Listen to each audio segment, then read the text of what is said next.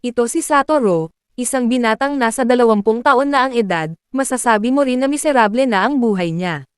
Dati siyang manga artist sa isang kumpanya, pero natanggal siya sa kanyang trabaho. Subalit dahil wala ng ibang mapagpipilian, ay napilitan siyang mamasukan bilang isang pizza delivery boy. Pero si Satoru, ay tila may kakaibang kakayahan. Tinatawag itong revival, tila para bang binibigyan siya ng warning ng tadhana, ipinapakita sa kanya ang susunod na mangyayari, sa loob ng 1 hanggang 5 minuto, upang mapigilan ang sakuna, bago pa man ito maganap. Isang araw, habang siya'y nagde-deliver, ay tila may kakaiba siyang naramdaman. Dito'y napansin niya ang isang truck na nawalan ng kontrol, patungo sa isang batang papatawid sa kalsada. Sa huling sandali, hinawakan niya ang manobela at inilipat ang direksyon, tila sapat na oras upang mailigtas ang bata. Pero bago pa man siya makahinga ng maluwag, ay tila isang sasakyan mula sa harapan, ang bumangga sa kanya. Dahil sa pangyayaring iyon, ay dinala siya sa ospital. Dito ay binisita siya ng katrabaho niyang si Eri. Matapos ang mahabang pag-uusap, ay umalis na rin agad ito, upang pumasok sa kanyang trabaho. Pero buti na lamang, ay hindi ganoon kalala ang naging galos niya, kaya naman agad rin siyang nakalabas sa ospital.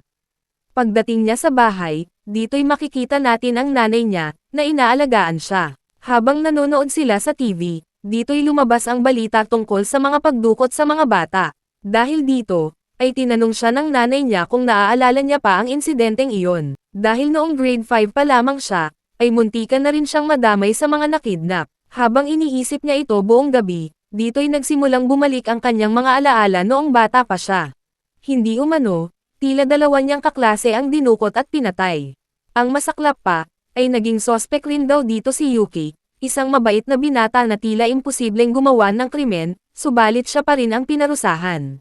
Hindi maglaon, habang kasama niya ang nanay niya sa supermarket, ay muling nag-trigger ang kanyang kakayahan, dahil dito, ay alam niyang may hindi magandang mangyayari.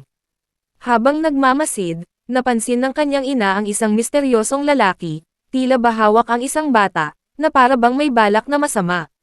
Nang maramdaman ng lalaki na may nagmamasid sa kanya, ay mabilis nitong binitawan ang bata, at agad na umalis. Subalit dahil doon, ay sinundan sila ng lalaki hanggang sa kanilang bahay.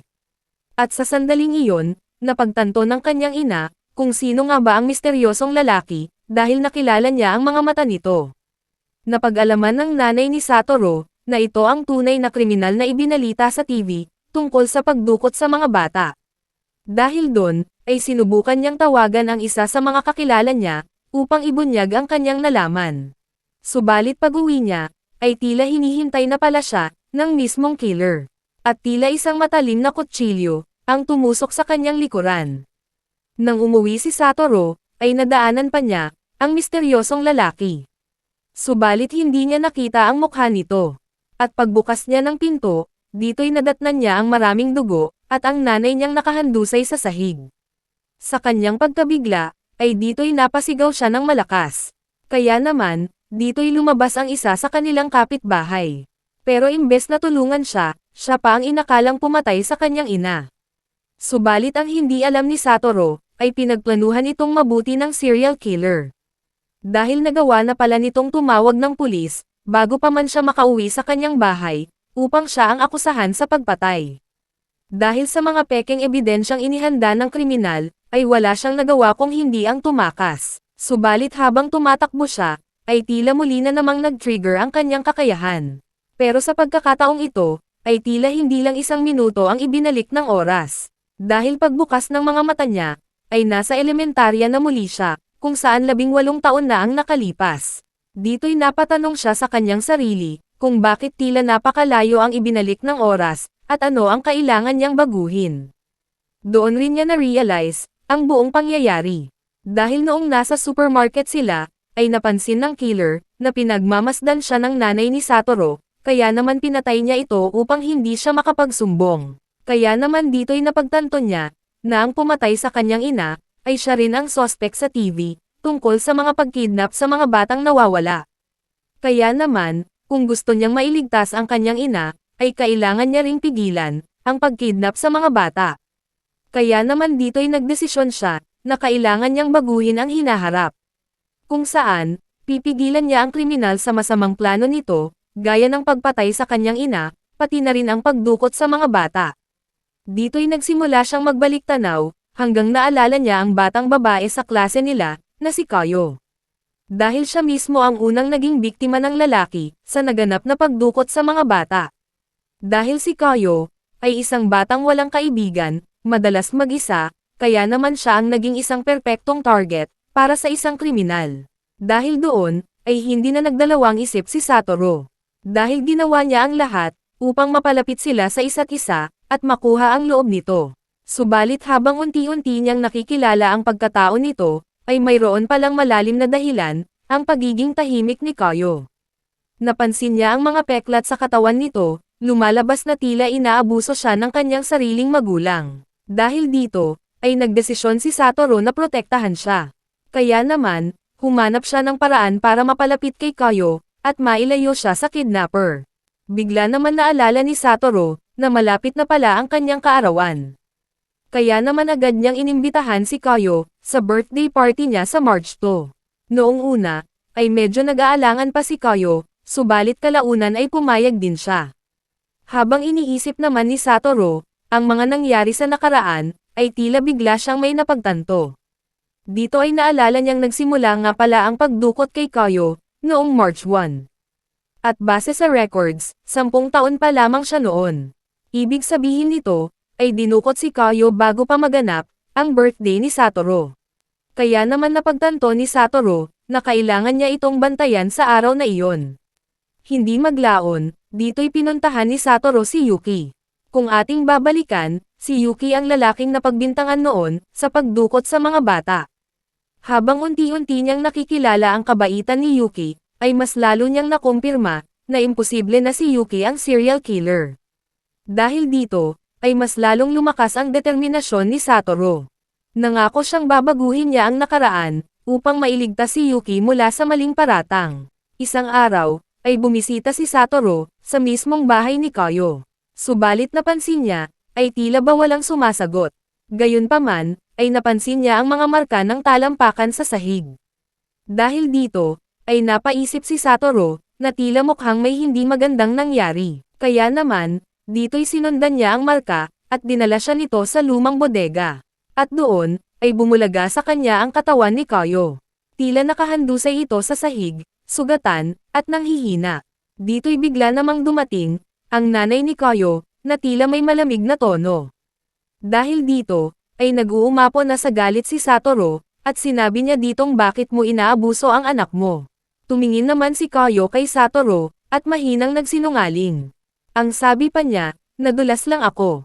Dahil doon, ay mas lalong naunawaan ni Satoru ang lahat, na dahil sa pang-aabuso ng ina ni Kayo, ay mas lalong naging perpektong target ito para sa kriminal. Kaya naman, dahil dito'y mas lumakas ang determinasyon ni Satoru. Kailangan niya siyang iligtas sa kidnapper at sa abusadong ina. Hindi maglaon, sinubukan niya itong i-report sa teacher nila. Pero ikinagulat ni Satoru, ang naging sagot nito. Sinabi ng teacher, na alam na namin ang tungkol dyan. Sumagot naman si Satoru na, kung alam mo, bakit wala kayong ginagawa? Ang sagot naman ng guro, na maraming beses nang pumunta ang child welfare, pero palagi silang natatakasan ni Kayo. Dagdag pa nito, ay darating din ang panahon, na may lalayo rin namin siya sa kanyang ina. Subalit hindi yun katanggap-tanggap, para kay Satoru. Kaya naman, bumalik siya kay Kayo at mas lalo niya itong sinamahan, kinausap, pinasaya, at ipinaramdam na hindi siya nag-iisa. At sa wakas, nakita niya si Kayo, na ngumiti sa unang pagkakataon. Dumating ang Sabado, at muling nagtungo si Satoru, sa bahay nila Kayo. Dito'y ipinagpaalam ni Satoru si Kayo, kung pwede ba silang pumunta sa Science Museum, upang mag-aral. Dito ay malamig ang naging sagot ng ina ni Kayo, hindi pwede, dahil marami pa kaming gagawin dito. Subalit sa unang pagkakataon, dito'y tumanggi si Kayo sa kanyang ina, at sinabi niya kay Satoru na, gusto kong sumama. Galit na galit ang nanay niya, at akmang sasaktan siya. Pero bigla namang dumating ang nanay ni Satoru, at pinigilan ito. Sambit pa nito, hayaan mo silang magkasama, dahil wala namang masama. Dahil sa pressure, napilitan ang ina ni Kayo, na pumayag. Kaya naman, dito'y nakasama ni Satoru si Kayo sa museum, at masaya ang araw nila, na parang normal na bata si Kayo. Pero habang naglilibot sila, ay tila may naramdaman si Satoru. Dahil sa isip-isip niya, tila parang nangyari na ito, inuulit ko lang ba ang pagkakamali ko. Subalit sinabi niya, ay hindi na siya pwedeng sumuko, at kailangan niyang ituloy ang laban. Pag-uwi nila, ay tila dito'y ramdam na ni Satoru, na maayos na ang lahat. Hindi maglaon, dito ay sumapit na ang March 1, kung saan ito na ang araw ng pagdukot kay Kayo. Sa buong araw na iyon, ay tila hindi talaga lumayo si Satoru kay Kayo, at hindi niya ito pinabayaan. At nang matapos ang araw ng walang nangyayaring masama, dito'y nakahinga na ng maluwag si Satoru. Dahil dito, ay tila tuwang-tuwa siya, at sinabing, sa wakas, nagawa ko ring mapigilan ang trahedya. Pagsapit ng March 2, dito ay kaarawan na ni Satoru. Kaya naman, dito'y nag-enjoy sila kasama ang mga kaibigan, at masayang nagdiwang. Kinabukasan, pagdating ni Satoru sa school, dito'y napansin niya na tila wala si Kayo. Kaya naman, tila ba parang nanlamig ang buong katawan niya. Hindi maglaon, dito'y ibinalita sa TV, ang pagkawala ng isang batang babae. Doon ay napagtanto niya, na ang babaeng iyon, ay si Kayo. Dahil dito, ay tila nanlumo si Satoru. Dahil doon, ay muli na namang nangyari, ang mga parehong trahedya, kung saan may mga batang nawawala. At sa sandaling iyon, ay tila bigla na naman siyang ibinalik, sa kasalukuyan. Dahil sa pagkakataong ito, ay patay pa rin ang kanyang ina, at tila hinahabol pa rin siya ng mga pulis. Habang tumatakbo siya, ay dito'y bigla namang lumitaw, ang katrabaho niyang si Eri, at sinagip siya. Sinabi pa nito kay Satoru, na naniniwala ako, na hindi ikaw ang pumatay sa nanay mo. Dito'y pinakalma siya nito sa isang ligtas na lugar, at sinabing babalik ito, para dalhan siya ng mga pagkain at gamit. Pero pagdating ni Eri sa bahay, ay may natanggap siyang mensahe sa cellphone ng nanay ni Satoru. Subalit ang totoo, ay hindi pala ito galing sa nanay niya, kundi galing mismo sa serial killer. At ang laman ng mensahe ay, huwag kang gagalaw. Pagbukas niya ng pinto, dito'y tumambad sa kanya, ang makapal na usok. Dahil doon, dito ay tila nagsimulang masunog ang buong bahay. Kaya naman, dito'y nahilo si Eri, at tila hindi makahinga. Pero buti na lang, ay biglang dumating si Satoru, upang iligtas siya. Ngunit sinabi ng bumbero, tumakbo ka na Satoru, at ako na ang bahala sa kanya. Habang nagaganap ang trahedya, dito'y inilagay ni Eri ang cellphone niya, sa bulsa ni Satoru. Nang mabasa ni Satoru ang mensahe, ay doon niya napag-alaman, na ang pumatay sa kanyang ina, ay siya rin ang nagplano ng pagsunog. Samantalang si Eri naman, ay binabantayan ng mga pulis sa ospital. Pero sa tulong ng kanyang ina, dito'y nakalabas siya, upang makipagkita kay Satoru. Sinabi naman ni Satoru sa kanya, layuan mo na ako, dahil ayokong madamay ka. Pero bago pa man matapos ang kanilang usapan, dito'y sinalakay sila ng pulis, at inaresto si Satoru. Dahil sa pangyayari, dito'y umiiyak si Eri at humingi ng tawad, dahil hindi niya napansin na sinusundan na pala siya ng mga pulis, mula sa ospital. Pero tahimik na sumagot si Satoru, at sinabing, ayos lang iyon, at nagtitiwala pa rin ako sa'yo. Habang inaaresto siya, ay doon niya nakita ang killer, na tila nakatayo, at nakangisi sa dilim. Doon niya pilit na hiniling, na sana ay muli siyang ibalik sa nakaraan, kahit sa huling pagkakataon. At pagbukas ng mga mata niya, ay tila muli na naman siyang ibinalik sa nakaraan, kung saan, 2 araw bago maganap ang pagkidnap kay Kayo. Dahil dito, ay tila ba hindi siya makapaniwala, na nagawa niyang makabalik. Kaya naman, dito'y nangako si Satoru, na hindi na ako papalpak. Pagsapit ng Pasko, dito'y kinausap niya si Kayo at sinabing, sumama ka sa akin, at ako ang bahala sa'yo. Kaya naman, dito'y sumang-ayon si Kayo, dahil hindi na siya papayag, na abusuhin pa siya ng kanyang ina. Dito'y dinala ni Satoru si Kayo sa lumang bus, malapit sa kanilang school. Inayos nila ito, at nilagyan ng pagkain at ilaw. Isang araw, ay mayroong narinig si Kayo, na tila para bang yabag. Noong una, ang akala niya ay si Satoru lang ito, subalit ibang tao pala iyon. Dito'y nakita niyang pumasok ito, iniwan ang bag, at saka umalis. At doon niya napagtanto, na tila iyon pala, ang kampo ng mismong killer. Kinabukasan, dito ay sinabi ni Kayo ang lahat kay Satoru, pati na rin sa iba pa nilang mga kaibigan. Kaya naman, dito'y natulala si Satoru, at tila nagtanong ang mga kaibigan niya, kung saan na tayo ngayon pupunta. Ang sagot naman ni Satoru ay, sundan niyo ako. Dito ay dinala niya sila, sa mismong bahay ni Satoru. Nagulat ang nanay niya, at tila nagtanong kay Satoru, bakit kasama mo si Kayo, sa ganitong 10 oras ng gabi? Sagot naman ni Satoru, di ba sabi mo, huwag ko siyang iiwan mag-isa. Kaya naman, dito'y tinanggap ng nanay niya si Kayo, na parang tunay na anak. Dahil doon, ay tila hindi mapigilang maluhan ni Kayo, dahil ngayon lang siya nakaramdam ng ganitong klaseng pag-aaruga. Nang ihatid na nila ito sa kanilang bahay, doon ay tila galit na galit ang nanay ni Kayo, at sinabing, ano ito, kinidnap niyo ba ang anak ko? Tatawag ako ng pulis. Pero ang sagot nila, bakit, 3 araw mong hindi hinanap ang anak mo, at ikaw pa ang may ganang tumawag ng pulis. Dito'y nag-uumapaw sa galit ang nanay ni Kayo, at sinubukan pa niyang maging bayolente. Kaya naman, dito'y sinubukan siyang pigilan ni Kayo. Dahil doon, ay nasaktan pa niya ang sarili niyang anak. At doon niya ikinagulat, dahil trap lang pala iyon. Dito'y nagsimulang dumating ang child welfare, at inalis si Kayo sa pangangalaga ng nanay niya. Sa wakas, nailigtas ni Satoru si Kayo, hindi lang sa pagkidnap, kundi pati na rin sa nanay niyang mapang-abuso. Pero ang totoo, ay hindi pa dyan natatapos ang lahat. Dahil may iba pang posibleng maging target, ang killer. Kaya naman, sinabi niyang kailangan niyang malaman, kung sino ang susunod, na bibiktimahin.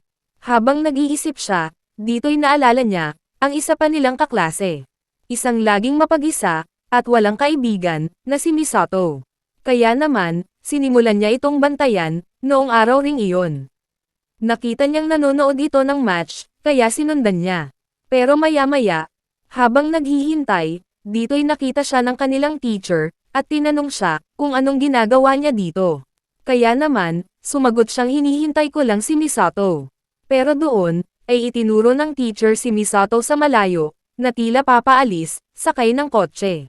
Dito'y nagsimulang manlamig si Satoru, at bigla niyang na-realize, na kinuha na si Misato. Kaya naman, dito'y nakiusap siya sa teacher, na habulin ang kotseng iyon. Kaya naman dito'y sumakay sila, at mabilis na pinaandar ang sasakyan. Gayunpaman, ay tila ba bigla na lang nag-iba, ang tono ng teacher. At sambit pa nito kay Satoru na, may aaminin ako. Sinabi nito kay Satoru, na hindi ako ang may-ari, ng sasakyan na ito. Dahil doon, ay tila nagsimulang mapagtanto ni Satoru, na ang kanilang teacher pala, ang mismong dumudukot sa mga bata. Dahil ang mga teacher, ay sila ang may access sa lahat ng bata, at alam ang lahat ng schedule nila. At kaya naman ngayon, napagtanto niya rin, na siya na pala ang huling target nito. Habang nasa loob na siya ng sasakyan, dito'y iniwan siya sa loob ng teacher, at itinulak ito patungo sa ilog. Habang lumulubog, ay sumisigaw si Satoru, at sinabi niya sa teacher na, babalik ako, at pagbabayaran mo ang lahat ng ito. Gayunpaman, dito'y tuluyan ng lumubog ang sasakyan, kasabay ni Satoru. Hindi maglaon, makalipas ang 15 taon, dito'y makikita natin si Satoru, na nasa hospital. Dito'y lumalabas, na tila hindi siya tinuluyan ng killer, dahil tila naapektuhan siya sa sinabi ni Satoru, tungkol sa babalikan siya nito in the future. Sa buong 15 taon, ay tila hindi iniwanan si Satoru, ng kanyang ina. Inalagaan siya nito, at hindi pinabayaan, hanggang sa isang araw, dito'y nagising si Satoru. Subalit tila ba malabo sa kanya, ang lahat ng memorya. Dahil ang pangalan lang niya, ang mismong natatandaan niya. Samantala, dito'y bigla namang nagpakita si Kayo, kay Satoru. Tila makikita rin natin, na mayroon ng anak si Kayo. Pagkakita niya kay Kayo, ay tila napaluha si Satoru, sa hindi malamang dahilan. Dahil kahit hindi niya lubos na naaalala si Kayo, ay tila ba parang unti-unting bumabalik, ang memorya niya. At matapos iyon, ay doon ay naalala na niya, yung batang babae, na handa siyang isakripisyo ang kanyang sariling buhay. Samantala, ngumiti naman ito sa kanya, at masayang sinabi, salamat Satoru, sa pagligtas mo sa akin, mula sa madilim na kinalalagyan ko. Matapos iyon, dito'y bumalik na siya sa kwarto, para simulan ang rehabilitation. Pero dahil sa sobrang determinasyon, ay tila mabilis ang naging pag-recover niya. Kahit ang mga doktor, ay tila hindi makapaniwala sa mabilis na pag-recover ng katawan ni Satoru. Isang araw, dito'y dumalaw ang kanyang teacher. Tinanong naman siya nito ng, natatandaan mo pa ba ako Satoru? Dito'y ngumiti lang si Satoru, at nagkunwari na wala siyang maalala. At doon ay nakahinga ng maluwag ang teacher, kaya umalis din ito kalaunan. Pagkalipas ng ilang araw, ay pupunta sana si Satoru para dalawin ang isang batang may sakit. Pero habang papunta siya, dito ay nakasalubong niya ang teacher, at sinabing may sasabihin daw itong importante. Pero sa pagtataka niya, ay dinala siya nito sa rooftop. Dito'y sinabi ng teacher sa kanya na, alam kong naaalala mo na ang lahat, at niloloko mo lang ako. Pero ngumiti lang si Satoru, na parang iniinsulto ito.